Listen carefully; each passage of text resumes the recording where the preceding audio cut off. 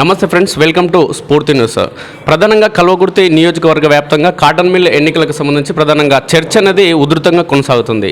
ఈ చర్చలో భాగంగా ప్రత్యర్థులు లేదంటే వ్యక్తిగత అంటే ఇరుపక్షాలకు సంబంధించిన వ్యక్తులు ప్రచారంలో భాగంగా కొంతమంది అసత్య ప్రచారాలు చేయడం జరుగుతుందని కొనలో వర్గానికి సంబంధించిన నేతలు లేదంటే ప్రజలు అందరూ లేదంటే కార్మికులందరూ కూడా వాదించడం జరుగుతుంది. ఇంట్లో ఏంటి వాస్తవాలు తదితర అంశాలు ఒకసారి మనం తెలుసుకుందాం. అన్న నమస్తే అన్న, ఎన్ని ఓట్లు ఉన్నాయన్న ఈ కాటన్ మిల్ పరిధిలో? ఈ 450 ఓట్లు ఉంటాయి. మొత్తం 450 ఓట్లు జనవరి వరకు తీసుకున్నారు కాబట్టి 450 ఓట్లు ఉంటాయి. అంటే ప్రధానంగా ఇప్పుడు మీ ప్రత్యర్థులు ఏమంటున్నారు అంటే ప్రచారం ఏంటంటే మమ్మల్ని గెలిపిస్తే డబల్ బెడ్రూమ్ ఇండ్లు ఇస్తాము, అదేవిధంగా తల్లిదండ్రులకేమో డబల్ బెడ్రూమ్ ఇండ్లు, పిల్లలకేమో ఉద్యోగాలు కల్పించడం జరుగుతుందని చెప్పడం జరుగుతుంది. ఇందులో వాస్తవం అంటే కార్మికులకు లేదంటే కాటన్ మిల్లుకి బయటి ప్రపంచానికి ఏంటి అన్న సంబంధం?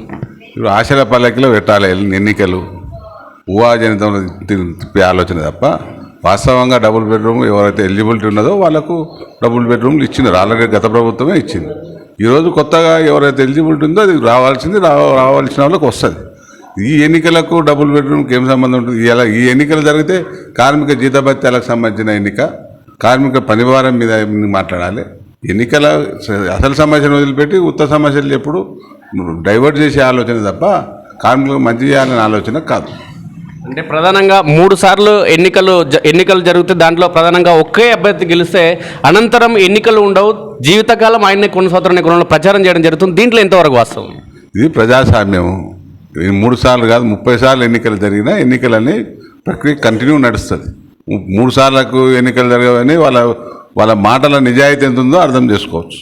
ఇలా రాజరికమా ఇదేమన్నా? 3 సార్లు గెలిస్తే 4 సార్లు గెలిస్తే ఇంకెప్పటికి ఎన్నికలు అనేది నిరంతర ప్రక్రియ. ప్రధానమంత్రి కూడా 3వసారి ప్రధానమంత్రి అయ్యిండు. మోడీ గారు 3వసారి అయ్యారు. ఎన్నికలు జరగవయ్యా? ప్రజాస్వామ్యంలో 30 సార్లు గెలిచిన ఎన్నికలు. ప్రజల విశ్వాసము, కార్మికుల విశ్వాసం ఉన్నంత వరకే మనం వాళ్ళ నాయకులం. కార్మికుల విశ్వాసం కోల్పోయినాడు వాళ్ళ నాయకులకు ఉన్నారు. ఆయన విశ్వాసం కోల్పోయింది కాబట్టి ఆయన దూరం పెట్టారు. ఏదో నిరంతర తప్పుడు ప్రచారం చేయాలనే ప్రయత్నంలో ఇవన్నీ లేనిపోనివన్నీ చెప్పే ఆలోచన. ఇప్పుడు ఆయన కార్మికుల సమస్యల మీద మాట్లాడాలి. ఏం మాట్లాడినా వ్యక్తిగతంగా ఇది అది లేనివన్నీ మాట్లాడి చిల్లర మాటలు, ఆయన మనోభావాలు, ఆయన మనస్తత్వం తెలియజేస్తుంది ఆయన మాట తీరు. అంటే ప్రధానంగా మీ ప్రత్యర్థి అంటే మొదట్లో ఏం చెప్పడం జరిగిందంటే సూర్యప్రకాష్ మేము అసలు పోటీ ఇస్తామా లేమనే కోణంలో ఉన్నాం, ప్రస్తుతం పోటీ మాత్రం బలంగా ఇస్తున్నామనే కోణంలో ప్రచారం చేసుకోవడం జరుగుతుంది. దీనిపైన మీ అభిప్రాయం? ఆ రోజున్న కార్మికులు ఇవాళ ఉన్నారు, ఆ రోజున్న సమస్యలే ఈ రోజు ఉన్నాయి. ఆ రోజు ఏం పని చేసినామో అదే ప్రజల ముందు మేము కార్మికులకు గత 8 సంవత్సరాల కింద ఉన్న పరిస్థితి ఎట్లుంది, ఈ రోజు ఉన్న పరిస్థితి ఎట్లుంది, కార్మికుల ఆలోచన విధానం స్పష్టంగా ఆ రోజు ఏముందో ఈ రోజు అదే విధంగా. ఆయన అనుకుంటున్నాడు, ఆయన భ్రమలలో ఉన్నాడు, నేను బాగా పైసలు ఖర్చు పెట్టినా నేను మొత్తం మ్యాన్పులేట్ చేయగలిగిన అనుకుంటున్నాడు. రేపు తెల్లమవుతుంది కదా 1 తారీఖు నాడు. దూరం ఎంత దూరం? 2 రోజులు. ఆయన ఆలోచన విధానం ఏందో తెలిసిపోతుంది. ఈరోజు ఆయన మొదటి నుంచి అలవాటు ఆయనకు అది లేదు ఉన్నట్టు ఉన్నది ఆయనంతా ఆయన భ్రమపడతాడు. 2 సంవత్సరాలకు ఎన్నిక అనేది కార్మిక శాఖలో ఉన్న నిరంతర ప్రక్రియ. ప్రతి 2 సంవత్సరాలకు ఎన్నిక జరుగుతుంది. 30 సార్లు గెలిచినా ఎన్నికలు జరుగుతాయి. ఎన్నికల నోటీస్ ఇస్తే ఖచ్చితంగా ఎన్నికలు జరుగుతాయి. మన మీద విశ్వాసం ఉన్నంత వరకే ఆడ కార్మిక నాయకులుగా ఉంటాం. మెజార్టీ యూనియన్ అవతల మేము ఉన్నామని నోటీస్ ఇస్తే ఎన్నికల ప్రక్రియ కంటిన్యూ నడుస్తుంది. అంటే ప్రధానంగా అంటే వాళ్ళకి యాజమాన్యం సపోర్ట్ మాకుందనే కోణంలో వారు ప్రచారం చేసుకోవడం జరుగుతుంది. యాజమాన్యం సపోర్ట్ ఉంది కాబట్టి ఇతర రాష్ట్రాలకు సంబంధించిన కార్మికులు ఎవరైతే ఉన్నారో వాళ్ళంతా కూడా మా వెంట వచ్చే అవకాశం ఉందనే కోణంలో వారు ప్రచారం చేస్తున్నారు. దీంట్లో ఏమైనా వాస్తవం ఉందా? యాజమాన్యం ఎవరు మద్దతు ఇస్తే ఆ కార్మిక యూనియన్ కార్మికులకు దూరంగా జరిగినట్టు లెక్క. యాజమాన్యం మద్దతు ఉన్నప్పుడే ఆ కార్మికులకు సంబంధం లేని యూనియన్ అనేది తేట తెల్లమవుతుంది. యాజమాన్యం అనేది కార్మికులకు ద్రోహం చేసేటోడు, కార్మికులకు ఇబ్బంది పెట్టేటోడు యజమాని. ఇలా కార్మికులు నిరంతరం పనిచేసేటోడు, కష్టపడేటోడు కార్మిక యూనియన్ అవుతుంది. యజమానికి అనుకూలంగా ఉండేటోడు ఎప్పుడు కార్మికులకు అనుకూలంగా ఉండడు. ఇది జగమెరిగిన సత్యం. ఎవరైతే యజమాన్యానికి అనుకూలంగా ఉన్నాడు అంటేనే కార్మికులకు వ్యతిరేకంగా ఉన్నట్టు లెక్క.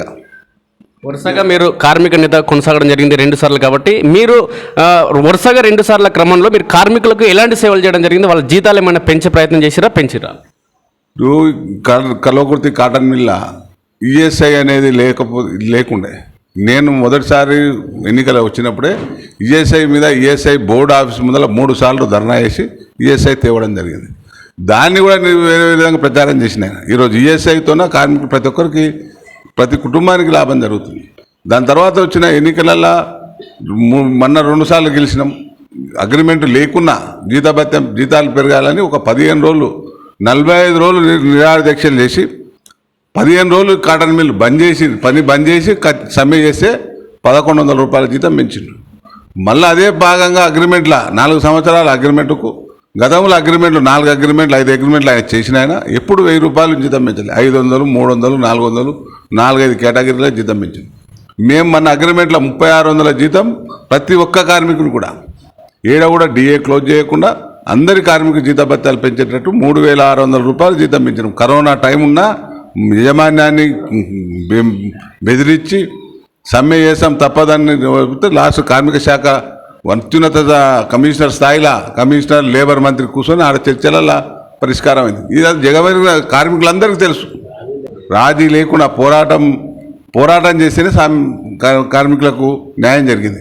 ఎలా యజమాన్యానికి తొత్తుగా యజమాన్యం నాకు అనుకూలంగా ఉంటుంది సిగ్గు కాకుండా చెప్పుకుంటారు. యజమాన్యం నాకు అనుకూలంగా ఉంటుంది నేను చేస్తాను. యజమాన్యం అనుకూలంగా చేస్తే ఇలా కార్మికుల జీవితాలు ఎప్పుడో బాగుపడు. ఇలా 15-16 వేల జీతాలు ఉన్నాయి, 17,000. ఇలా మేము ఈ 5 ఏళ్లలో వచ్చి 8 సంవత్సరాలలో 7,000 రూపాయల జీతం పెంచినాం. ఒకవేళ 7,000 జీతం పెంచకపోతే ఇలా 11,000, 10,000 కన్నా ఉన్నారు. ఈరోజు కూడా ఇలా ఖచ్చితంగా ఈ ఎన్నికల ద్వారా 30,000 జీతం కావాలి ఖచ్చితంగా. రేపు వచ్చే అగ్రిమెంట్లో కనీసం 30,000 జీతం వచ్చేటట్టు పోరాటం చేస్తాం. ఇప్పుడు కార్మికులకు మీరు ఏం పిలిపిస్తారన్న? అంటే మీకు ఎందుకు ఓటేయాలి, మళ్ళీ ఒకసారి గెలిస్తే మీరు కార్మికుల కోసం ఏమేమి ముఖ్యమైన పనులు చేస్తారు? కార్మికుల సమస్యల మీద రాజీ లేని పోరాటమే కార్మికుల ఎజెండా. ఇలా కార్మికులు ఏ సమస్య వచ్చినా గతంలో నేను 2016 కన్నా ముందు ప్రతి కార్మికుడు అన్ని రంగాలలో అంటే నీకు ఓటీ విషయంలో కానీ ఇలా ఓటీ ప్రతి విషయంలో అంటే పని భారంలో కానీ పని చేసి వాడు 3 గంటలకు డ్యూటీ దిగితే ఇంటికి రానికి 4 గంటల వరకు పాసులు పట్టుకొని సతాయించేది. డ్యూటీ పూర్తి టైం 8 గంటలు పని చేస్తే కూడా ఆయన ప్రొడక్షన్ రాలేదని మిషన్ క్లీన్ చేయలేదని సైడ్ చిన్న చిన్న తప్పులు కారణాలు చెప్పి 4 గంటలు డ్యూటీ కట్ చేసేది. ఈరోజు ఆ బాధ లేదు. ఇలా కార్మికులకు ఏ సమస్య వచ్చినా యూనియన్ ఉంటుంది, యూనియన్ మాట్లాడుతుందనే ధైర్యం ఉంది. కాబట్టి ఖచ్చితంగా కార్మికులందరూ మాయమడే ఉన్నారు. ఇలా ఆయన ఎన్ని ప్రలోభాలు పెట్టినా ప్రలోభాలు చేసిందే మిగులుతుంది. అది చరిత్ర ఈయనగానే ఉండిపోతాడు. ప్రధానంగా కల్వకుర్తి నియోజకవర్గ వ్యాప్తంగా ఒక చర్చ నడుస్తుంది. నైతికంగా ఇప్పటికే సూర్యప్రకాష్ రావు, ఎందుకంటే కార్మికుల మద్దతు భారీగా ఉంది. ప్రధానంగా మీరు గ్రామాలకి ప్రచారాన్ని కానీ ర్యాలీలో తీసినప్పుడు కూడా స్పష్టంగా తెలుస్తుంది.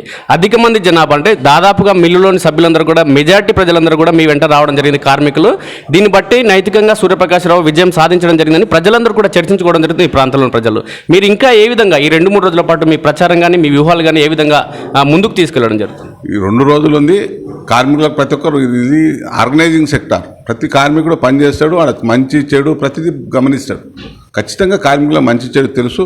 మనం చెప్పేదానికన్నా కార్మికుడు మనం మిల్ల పనిచేస్తే ఆ దారం కనిపించదు మనకు. వాళ్ళు సన్న దారాన్ని కూడా నీకు ఒక సెకండ్కు 60-70 దారాలు ఇస్తాడు. అంత సున్నితంగా పరిశీలించే కార్మికులు ఉన్నారు. అంటే స్కిల్ లేబర్ అందరూ కూడా. కాబట్టి ఖచ్చితంగా కార్మికులకు అన్నీ తెలుసు. అన్ని ప్రలోభాలు పెట్టినా 100% మా విజయాన్ని ఏ రకంగా కూడా ఆపలేరు. రాజకీయాలు, డబుల్ బెడ్రూమ్లు, నీకు ఎన్ని రేవంత్ రెడ్డి చెప్పిన దానికన్నా 100 రెట్లు ఎక్కువ చెప్తున్నాను. రేవంత్ రెడ్డి నేను రూమ్మేట్లం, క్లాస్మేట్లం, బెడ్మేట్లం ఇవన్నీ జోళ్ళు వస్తున్నాయి. ఈ ఆయన క్లాస్మేట్ ఈయనో ఏడనో అన్ని నిజాలు మాట్లాడుతున్నాం. ప్రజలు కూడా చర్చించుకుంటారు. Okay, all the best.